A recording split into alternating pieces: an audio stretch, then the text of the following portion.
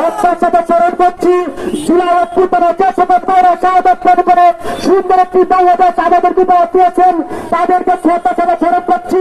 শ্রদ্ধার সাথে স্মরণ করছি তারা মৃত্যুবরণ করে এখন হাসপাতালে বাড়িতে রয়েছে তাদের। শ্রদ্ধার সাথে স্মরণ করছি গত 17 বছরে যারা শাহাদাত বরণ করে বাংলাদেশে ইসলামী আন্দোলনকে টিকে রাখেছে তাদের। আমি শুধু আপনাদেরকে বলতে চাই, আগামীর বাংলাদেশ বৈষম্যমুক্ত ইনসাফ ভিত্তিক একটি কর্মসূচি রাষ্ট্র গঠন করতে চাই। সবার কি বছর সবাইকে ধন্যবাদ জানিয়ে প্রাকৃতিক ধন্যবাদ আজকের মিছিল এখানে শেষ করছি। আসসালামু আলাইকুম ওয়া রাহমাতুল্লাহি ওয়া বারাকাতুহু।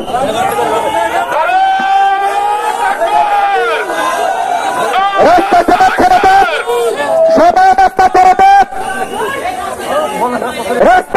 করে দেন, আমাদের একটি মিছিল করবো, আপনার সবাই তাদেরকে সুযোগ করে দেন।